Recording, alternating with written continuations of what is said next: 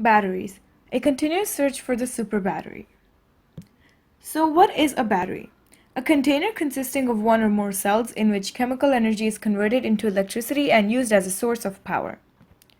History of battery invention and development. So in 1800, Alessandro Volta publishes details of a battery, and that battery was made by piling up layers of silver, paper, or cloth soaked in salt and zinc.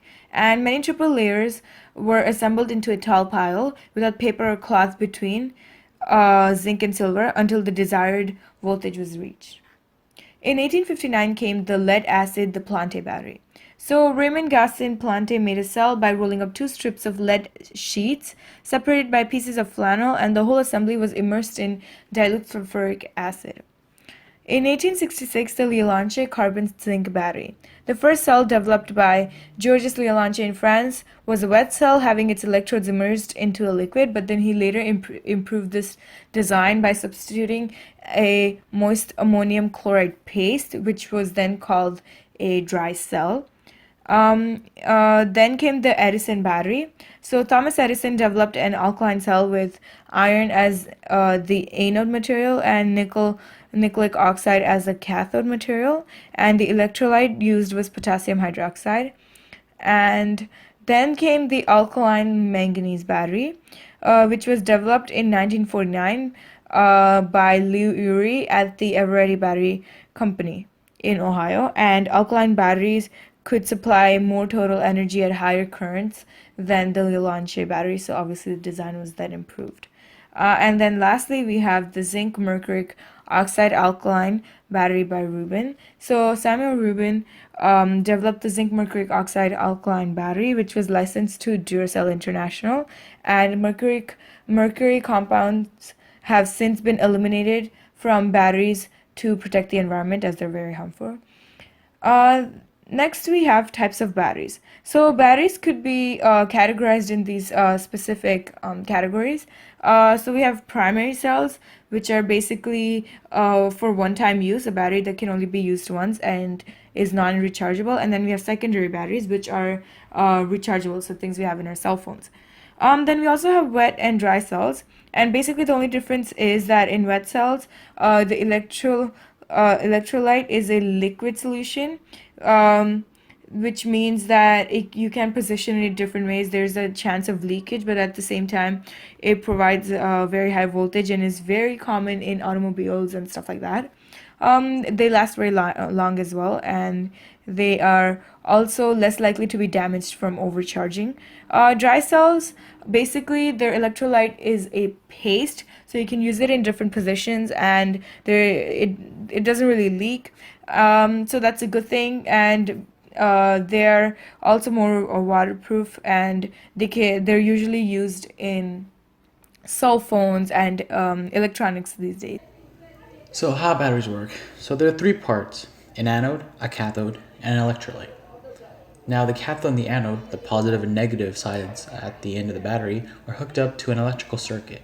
The anode experiences an oxidation reaction in which two or more ions from the electrolyte combine with the anode, producing a compound and releasing one or more electrons. At the same time, the cathode goes through a reduction reaction in which the cathode substance, ions, and free electrons combine to form compounds. The reaction in the anode creates electrons, and the reaction in the cathode absorbs them. Through this, a current is carried out through the external circuit. So different types of batteries. The first one, alkaline batteries. Alkaline batteries are non-rechargeable, so primary batteries with high energy density batteries, and have a long lifespan. This battery is obtained its name because the electrolyte used is an alkaline, potassium hydroxide. The chemical composition features zinc powder as an anode and magnesium dioxide as the cathode, with potassium hydroxide as the electrolyte. So the next batteries are zinc carbon batteries. And they're also known as dry cells. And in this, the composition of a carbon rod, so the cathode, is surrounded by a mixture of carbon powder and manganese dioxide. Now, this whole combination is packed into the zinc container, acting as an anode, and the electrolyte is a mixture of ammonium chloride and zinc chloride. Some applications of these batteries are that they're available at lower prices, which is why many electronic devices include these batteries inside of them. So this can be used in things like flashlights, remote controls, toys, and clocks. So silver oxide batteries are rather expensive, small to large size primary cells that often better runtime than alkaline batteries. They're usually suitable for powering low current electrical devices. They use silver oxide as a positive electrode, so the cathode, zinc as a negative electrode, the anode, plus an alkaline electrolyte, normally potassium hydroxide or sodium hydroxide. So lithium-ion batteries are a kind of secondary batteries that are really quite often found in smartphones and laptops today. Now, some of them use MnO2 as a cathode and a metallic lithium as an anode.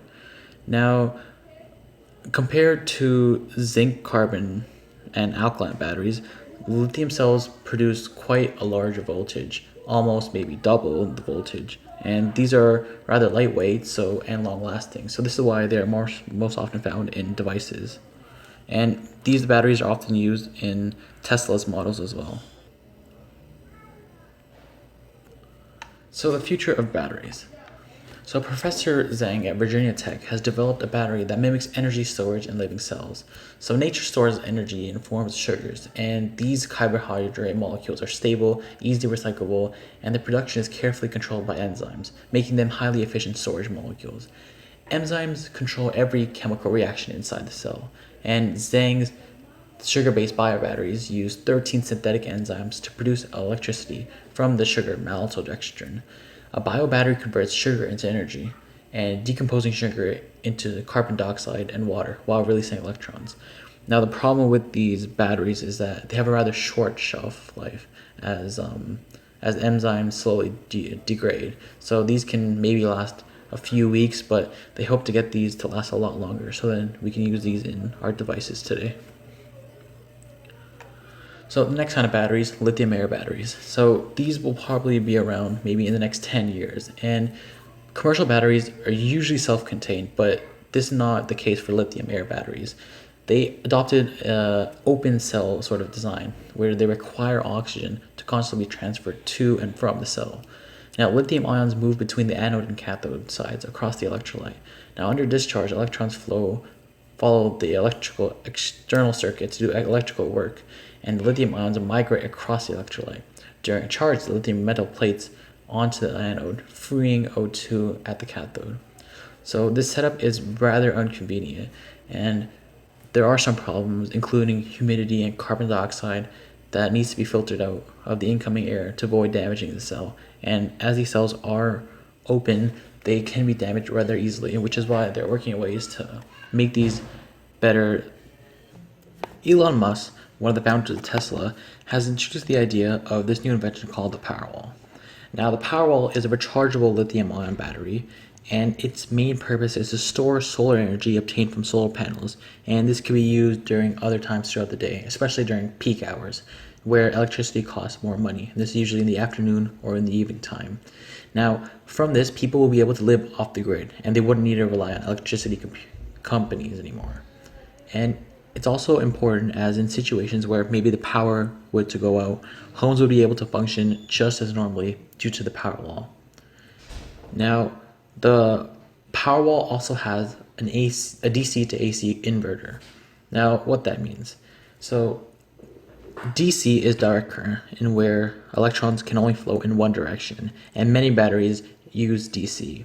However, our homes, which require AC, alternating current, where the current is able to change directions, and a lot of appliances and our homes need AC to function.